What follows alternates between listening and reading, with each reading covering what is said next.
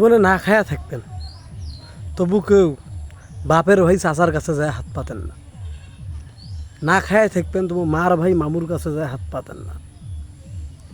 ঠিক তখনই বুঝবে পারবেন, বয়সটা যখন 24-25 বছর হইবে তখনই বুঝবে পারবেন।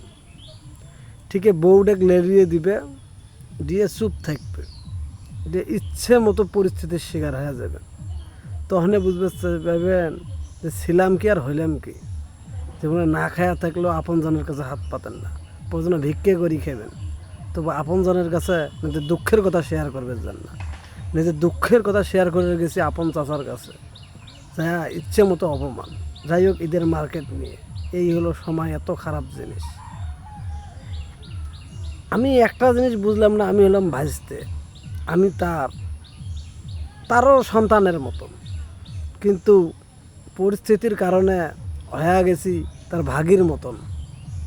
জানি না তার কারণটা কি। হয়তো বা নিজের সন্তান কিছু কইলে নীরবে সহ্য করি, মানি নিলে হয়, কিন্তু ভাইস্তে কেউ মানি নেয় না। এই কারণে না খাওয়া থাকলেও নিজের চাচা আর মায়ের ভাই মামু এদের কাছে যা দুঃখের কোনো কথা শেয়ার করবে চান না। এটা কঠিন জিনিস। কখনো ভালো দেখতে পাবার নাই তোমার, ওর ভালো কিছু দেখলে ওর মাথা ব্যথা করবে।